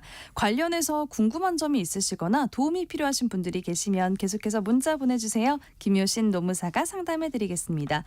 네, 그럼 여기서 노래 한 곡 듣고 오죠. 엘튼 존의 굿바이 옐로우 브릭 로드. 네, 엘튼 존의 굿바이 옐로우 브릭 로드 듣고 오셨습니다. 그 사이 많은 분들이 문자 보내주셨는데요. 문자 소개해드릴게요. 6530님이 보내주셨어요. 저는 마트 안에 있는 베이커리에서 일하고 있습니다. 월요일부터 금요일까지 하루 4시간 일하고 있는데 샵인샵 개념으로 사업자 등록이 없다는 이유로 근로계약서도 안 써주고 주휴수당도 안 줍니다. 무엇보다 시급이 올랐음에도 적용을 안 해주고 있습니다. 이럴 땐 어떻게 해야 할까요? 그 사업주로 인정되는 게 이 사업자 등록 여부와는 관계 없다고 보시면 되겠습니다. 네. 그래서 이제 이 지금 주휴수당 미지급이나 최저임금 미적용의 노동법 위반이 발생하고 있는데요. 결국에는 가장 중요한 게 지금 최저임금이 올랐음에도 이제 적용을 안 해주는 거는 사실 이제 나중에 우리가 임금을 체불을 하고 그 체불에 대해서 받으면 우리가 반의사 불벌죄라고 해서 처벌을 안 받게 할 수 있는데요. 근데 네. 우리의 의지와 관계없이 최저임금을 적용시켜 주지 않으면 이거는 그냥 반의사 불벌죄가 적용되는 조항이 아니니까 바로 벌금형이거든요. 그렇군요. 그래서 이런 점을 조금 사장님한테 얘기해서 최소한 최저임금은 적용받으시는 게 맞겠습니다. 사장님하고 이야기를 해봐야겠네요. 그래서 4호 20시간 일하고 계시니까 주휴수당까지 계산해서 받으시는 것도 맞고요. 네. 네. 5711님이 초단시간 근무자도 고용보험에 가입했다면 실업했을 때 실업급여 받을 수 있을까요? 네, 맞습니다. 실업급여 일정 요건을 충족시킨다면 당연히 받으실 수 있는데요. 그만두실 때 이 실업급의 첫 번째 수급 사유에 해당돼야 되는 거예요. 비자발적인 사유로 퇴사하셔야 된다. 네, 그다음에 어떤 고용보험 피보험 단위 기간을 맞춰주셔야 된다는 거거든요. 근데 우리 상용 근로자는 피보험 단위 기간이 180일 이상일 것만 요구하는데 지금 초단시간 근무자는 270일인가 그럴 거예요. 지금 정확하진 않습니다만은 상용 근로자보다 조금 더 강화된 조건을 원하고 있으니까 그 부분 확인해 보시면 되겠습니다. 네, 좋습니다. 1045님도 보내주셨어요. 딸이 카페 알바를 주말에 14시간 정도 하고 있습니다. 그런데 보통 회사를 다닐 때 주말 근무를 하면 수당을 더 주잖아요. 그런데 우리 딸은 아르바이트라서 그런지 최저임금을 받고 있는데 이건 문제가 없는 건가요? 사실 우리가 생각하는 주말이 반드시 휴일은 아닙니다. 왜냐하면 일주 7일 중에 하루에 휴일만 주요일만 주도록 하고 있어서요. 그 일요일이 빨간 날이라고 해서 무작정 휴일이 되는 것도 아닙니다. 네. 그렇기 때문에 주말 근무하더라도 가산수당이 발생 안 할 수도 있고요. 네. 특히나 주말에 14시간 정도, 그러니까 하루에 14시간 아니라 주말 이틀 동안 14시간 하면 초단시간 근로자니까 이 휴일 근로와 이 가산수당이 적용되지 않거든요. 그렇군요. 네. 3077님이 친구 딸이 이벤트 진행 파트타임으로 일을 했는데 중간에 잠시 쉬었다고 그 시간을 빼고 임금을 지급한대요. 그걸로 따지면 관두라고 하더라고요. 어떻게 해야 할까요? 라고 보내주셨어요. 이게 이제 우리가 이 임금은 근로에 대한 대가로서 근로 시간에 대해서만 지급하거든요. 네. 그래서 이 중간에 잠시 쉬은 게 정말 내가 쉬었다고 하면 회사의 말이 맞는 거고요. 근데 휴식 시간은 있지만 쉬지 못했다고 했을 때는 우리가 다툴 여지가 생기는 겁니다. 네, 그렇군요. 명쾌한 답변 감사합니다. 직장 승인을 위한 라디오 생존 백서 오늘은 여기까지 하겠습니다. 지금까지 소나무 노동법률사무소 김효신 노무사와 함께했습니다. 고맙습니다. 감사합니다.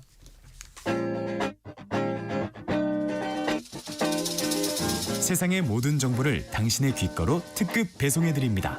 세상의 모든 정보.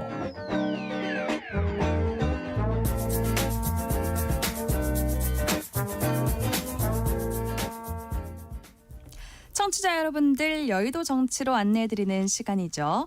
여의도 인포메이션 문화일보 이은지 기자 나오셨습니다. 이 기자님 안녕하세요. 안녕하세요. 네, 최상목 대통령 권한대행이 어제 열린 국무회의에서 마은혁 헌법재판관 후보자 임명 여부에 대해서 아무런 언급을 하지 않았죠.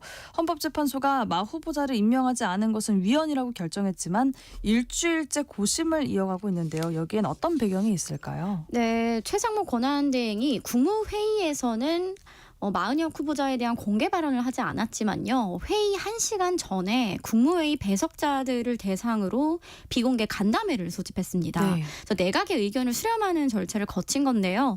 이 자리에서 이제 참석자 대부분 이제 장관들이죠.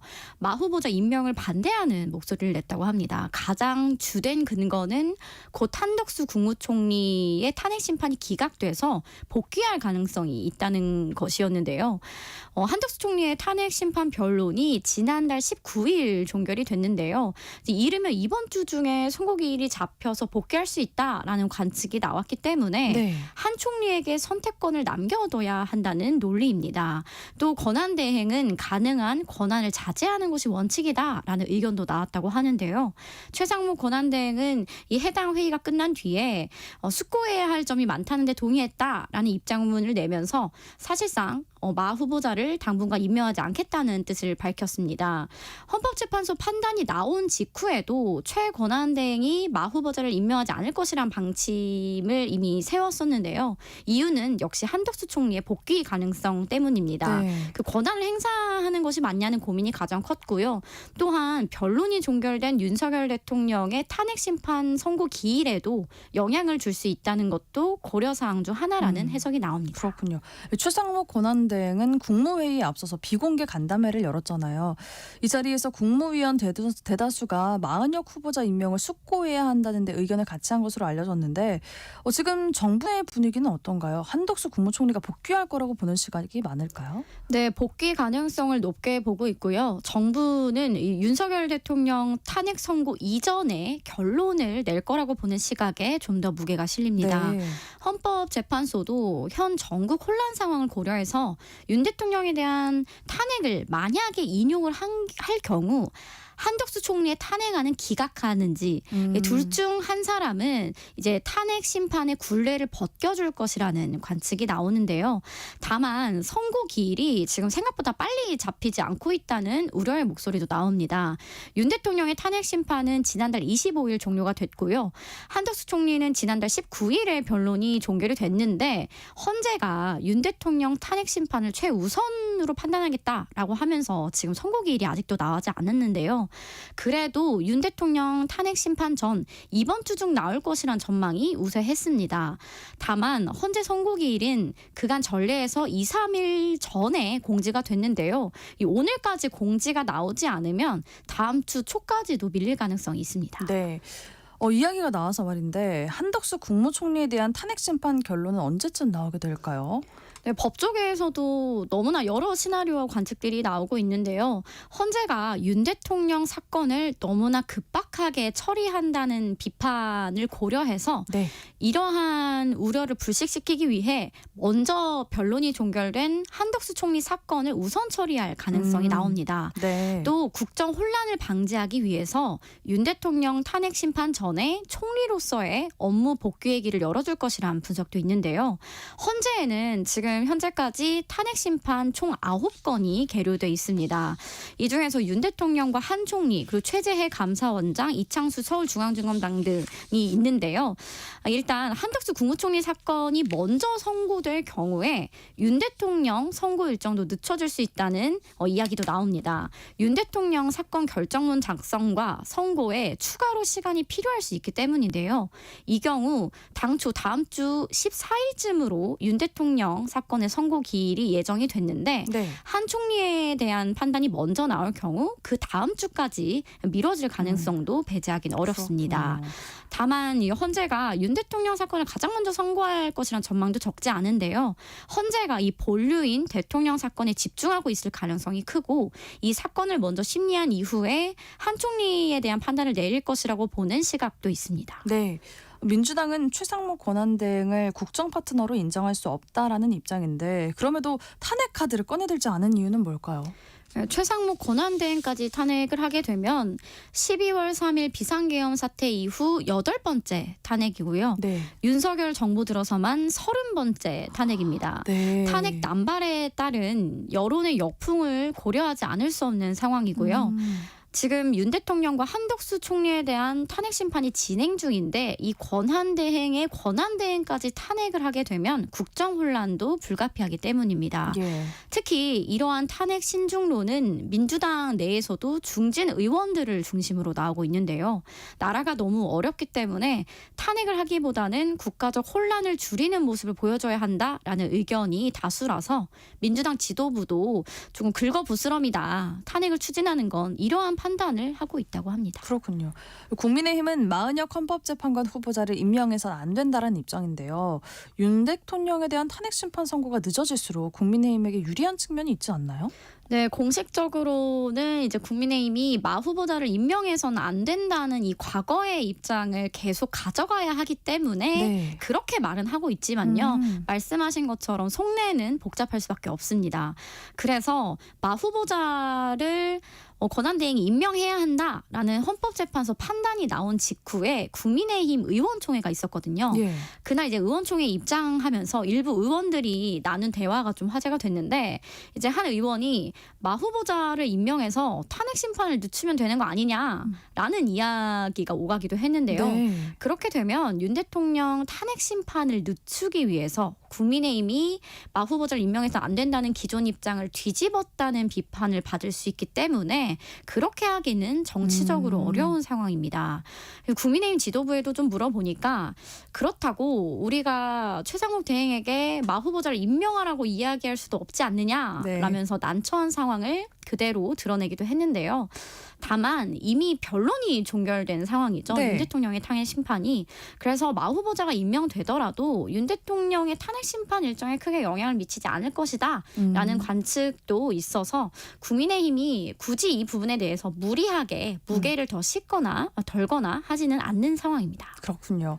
네, 지금부터는 여론조사 이야기를 좀 해볼까 합니다. 윤 대통령에 대한 탄핵 심판 변론이 종결된 이후에 정권 교체 여론이 급상승한 것으로 나타났다면서요? 네, 3월 4일 리얼미터 조사였는데요. 이를 두고 정치권 안팎에서는 그간 탄핵 심판이 진행 중일 때는 중도층이나 진보층에서 크게 관심을 두지 않고 일상으로 돌아갔다는 거예요. 그런데 이제는 변론이 종결되고 선고만 앞두게 됐기 때문에 다시금 조기 대선에 대한 가능성, 기대감이 높아지고 있는 상황입니다. 때문에 윤 대통령 탄핵 심판 인용에 대한 진보층과 중도층의 기대감이 커지면서 이것이 정권 교체 여론 상승으로 이어진 것이란 분석이 나옵니다. 그렇군요. 무당층과 중도층에서 정권 교체론이 우세한 것으로 나타났습니다. 여기에 대한 국민의힘 내부 기류는 어떤가요? 네, 그 국민의힘 한 지도부는 이렇게 말을 하더라고요. 그간 흐름과 달리 조금 튄 여론조사가 나온 것 같다. 튄 여론조사. 네, 그렇게 표현을 하던데요. 그만큼 그간 국민의힘 지지율과 탄핵 반대 여론이 상승 흐름을 타던 것과 거꾸로 가는 조사가 나왔기 때문입니다. 그래서 당혹스러움이 물론 있는 것 같고요. 이제 국민의힘 지도부도 위기감을 느끼고 있고 윤 대통령 탄핵 심판의 결과가 나오지 않은 이제 현재 최고조로 올라온 보수 결집이 탄핵 인용 이후에는 느슨해지는 것 아니냐. 이런 우려도 적지 않습니다. 그렇군요. 이런 상황에서 국민의힘 지도부는 이명박, 박근혜 전 대통령과 잇따라서 만남을 가졌는데 여기는 어떤 배경이 있는지 궁금합니다. 윤석열 대통령 탄핵 정국에서 국민의힘이 가장 최우선 가치로 삼고 있는 것은 바로 흩어지면 죽는다입니다. 이 과거 학습 효과에서 비롯된 것인데요. 박근혜 전 대통령 탄핵 국면에서 당이 쪼개진 게 가장 큰 패착이었다고 보기 때문입니다. 그래서 이번 선거만큼은 보수가 분열돼서는 안 되고 반 이재명을 기치로 모두 하나가 되어야 된다라는 생각이 강하기 때문에 전직 대통령들을 만나서 이 국민의힘이 가진 보수의 적통성 뿌리를 공고히 하고 그 기반 위에서 보수를 재건하자는 의미를 담고 있습니다. 또 지지층의 결집을 꾀하기 위한 행보이기도 한데요. 박근혜 전 대통령도 윤 대통령이 구치소에 수감돼 이런 상황을 맞게 된 것에 마음이 무겁고 국가 미래를 위해 여당이 단합해줬으면 좋겠다라면서 통합의 메시지를 내기도 했습니다. 이번 경선에서는 누가 이명박, 박근혜 전 대통령의 마음을 얻느냐, 나아가 윤 대통령의 의중이 누구에게 있느냐에 따라 좌우될 것이라는 이야기도 나올 만큼 지금 여당에서는 무주공산인 차기 대권주자의 자리를 전직 대통령들이 점지할 것이다 라는 관측까지 나오고 있는데요. 특히 지금 후보들을 보면 오세훈 서울시장을 제외하고는 김문수 고용노동부 장관, 홍준표 대구시장, 한동훈 전 국민의힘 대표, 또 유승민 전 의원 등 모두 조직이 없다는 평가가 있어요. 결국 그래서 이 전직 대통령들의 도움을 받아야 세력화가 가능하다라는 이제 전망이 나오고요. 때문에 이 김 장관과 홍 시장 또 오 시장 등이 앞다퉈서 이명박 전 대통령을 예방하기도 했는데요. 이 역시 지지세 확보 때문이라는 분석입니다. 네, 이야기가 나온 김에 한 가지 더 살펴봤으면 하는데요. 박근혜 전 대통령이 집권당 대표가 소신이 지나치면 바람직하지 않다라는 발언을 한 것으로 알려졌잖아요. 이를 두고 한동훈 전 대표를 겨냥한 게 아니냐는 해석이 나오는데 그렇게 볼 수 있을까요? 네, 그 당 내에서도 충분히 그런 해석이 나왔고요. 네. 한동훈 전 대표는 물론 유승민 전 의원을 겨냥한 발언이라는 이야기가 나왔습니다. 네. 이 두 사람은 여당 지도부로서 대통령의 반기를 들어서 이른바 배신자 프레임에 갇혀 있는 상황인데요. 그리고 여권 내에서는 한동훈 전 대표가 윤 대통령을 흔들고 또 김건희 특검법을 막아줄 수 없다며 사실상 통과를 시사하는 바람에 대통령이 계엄이란 카드까지 꺼내들게 됐다라고도 보는 사람이 적지 않습니다. 네. 또 대통령 탄핵에 이르는데 이 유승민 전 의원 같은 경우는 이 당시 박근혜 전 대통령 탄핵 국면에서 국민의힘을 탈당해서 바른정당을 만들었죠. 네. 그래서 박근혜 대통령 탄핵에 찬성을 했기 때문에 이 한 전 대표와도 좀 유사성을 갖습니다. 그러네요. 한 전 대표도 윤 대통령 탄핵에 찬성했기 때문인데요. 이제 박 대통령은 결국 여당 내 분열이나 반목이 아닌 통합을 강조하기 위해서 이 같은 발언을 한 것으로 보여집니다. 네, 정치 행보를 제기한 한동훈 전 대표 이야기도 해볼까 합니다. 한 전 대표는 최근에 윤 대통령을 향한 미안한 마음을 연일 강조하고 있는데 이런 행보는 어떻게 봐야 할까요?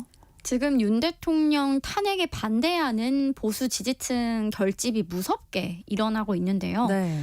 한 전 대표가 국회에서 윤 대통령의 탄핵안 통과를 주도했기 때문에 자신이 이번 만약에 여당 대선 경선에 참여하기 위해서는 이를 털고 가야 한다고 본 게 가장 큰 것 같습니다. 결국 유승민 전 의원과 같은 배신자 프레임을 벗어야 한다고 본 것인데요. 네. 하지만 한 전 대표는 이번 경선에서 만약에 조기 대선이 치러진다면 여당 내 경선에서 끊임없이 자아 분열을 겪어야 할 수밖에 없는 상황인데요. 이번에 정치를 재개하면서 본인의 책에 계엄 당일 자신의 행동에 대한 정당성을 담아서 이를 홍보하는 방식으로 등장을 했는데요.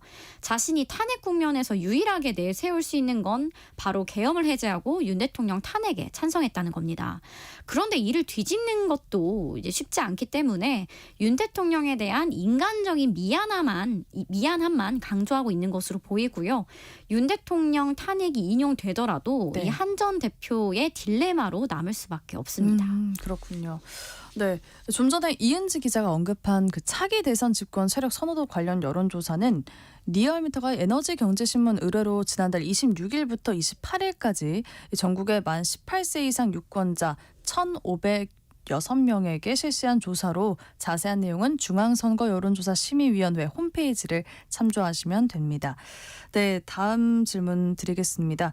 정치 행보를 재개한 한동훈 전 대표 이야기도 좀 해볼까 합니다. 죄송합니다. 다음 질문 가도록 하겠습니다. 이번엔 야권 이야기도 좀 해볼까요?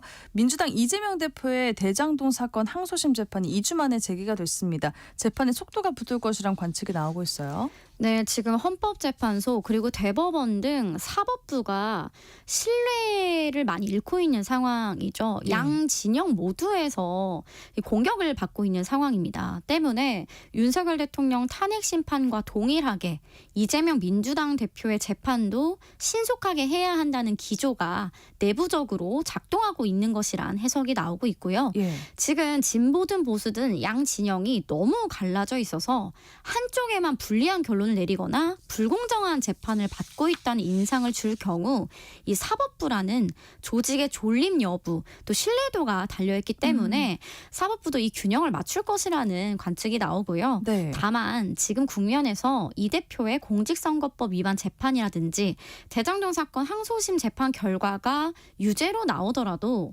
현 이재명 대표의 일강 구도를 흔들긴 어려울 것이라는 게 중론입니다. 그렇군요. 국민의힘은 대법원의 최종 심판결이 6월 26일 이내에 나오도록 국회 결의안을 채택하자고 제안했는데 민주당이 이걸 받아들일까요? 네, 사실 가능성이 매우 낮고요. 결의안은 일단 구속력이나 강제성이 없는 하나의 정치적인 선언이자 행위입니다. 네. 민주당이 이러한 정치적인 결의안에 찬성을 할 리 만무하고요. 특히나 그 내용도 차기의 유력한 대권주자인 이재명 대표의 사법 리스크와 관련이 됐기 때문에 이제 실현은 불가능해 보입니다. 네. 이런 가운데 헌법 84조를 어떻게 해석할지를 두고 정치권에서 논란이 일고 있다면서요. 네, 헌법 84조는 대통령의 불소추 특권을 규정한 조항입니다.